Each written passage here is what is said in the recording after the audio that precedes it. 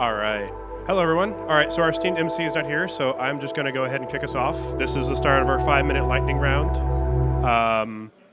Okay, there we go. Now the music's going. All right, so we'll sit down and get started. 5-minute talk, so timer hasn't started yet, but it will soon. So it's going to be a quick one.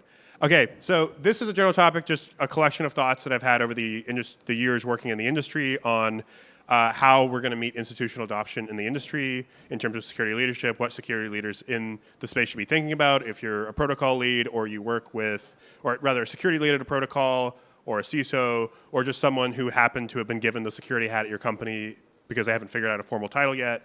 These are generally things to keep in mind that kind of differentiate, I would say, people that are good at security researchers, from people that are actually like good security leaders and actually know how to take on a lot of the additional responsibilities that implies.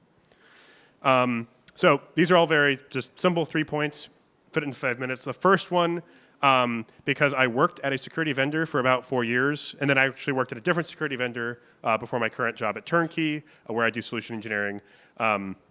We do notice that, like, I would say in this industry, especially when you're getting started, there's a big focus on like working with external vendors on security audits, on setting up a bug bounty platform with people like Immunify, maybe even getting monitoring software, which are all good things, and these are very important things to spend money on.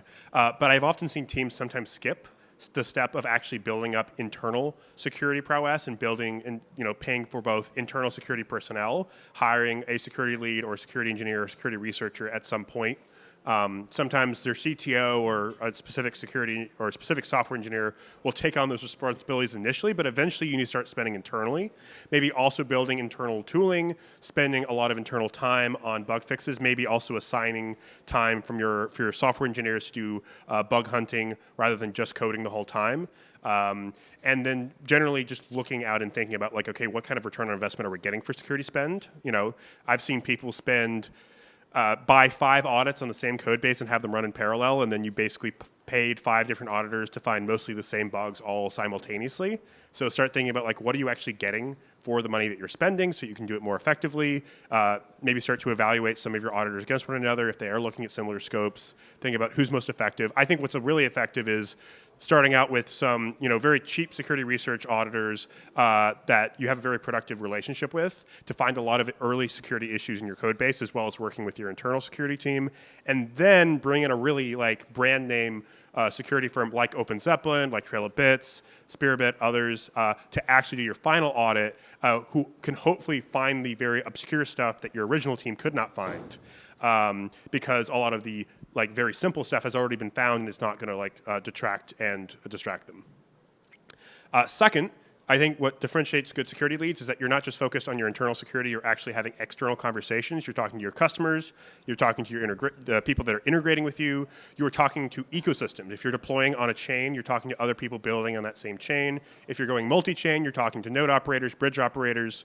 Ideally, you are even communicating with security ecosystems such as SEAL 911, BSSC, Web 2, and Web 3 security groups, and learning about like active threat landscapes. And I think the most important aspect of this is that you know who to reach out to in like high-risk situations where you're like, okay, we got to like, there's some funds that have been stolen. We need to move quickly to see if we can freeze them. We need to contact Zero Shadow. We need to contact SEAL. We need to contact these exchanges, these bridge operators. If you have those pre-existing relationships, or you have a relationship with someone who at least knows how to reach out to them and is trusted, you're not going through an email or a form.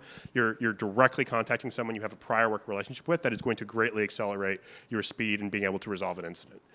So I think this really differentiates a good security researcher who can sit in a cubicle or in just anywhere in the world and find bugs, but if you can't actually reach out and find the people that are going to help resolve those bugs, that's not going to necessarily make you a good security leader. A good security leader is someone that can actually go out and communicate with these people and establish these relationships.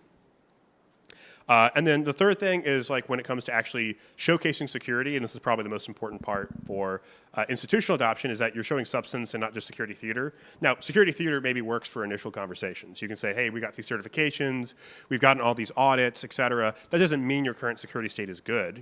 Someone can do an audit of your code base a year ago. That doesn't mean today's code base is actually going to be safe.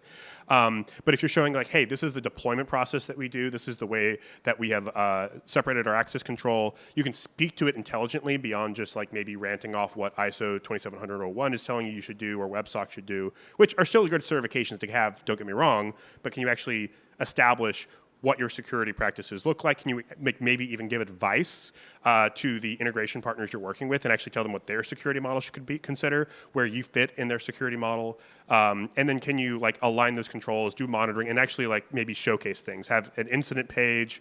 And then of course, if you ever find yourself in an incident, you can actually communicate that effectively and talk to a lot of different teams, have very detailed postmortems, have very detailed communications with all the teams that depend on you, and showcase that, like, you know, even in a case where your security might have failed in some sense, you show a very robust process in how you deal with incidents.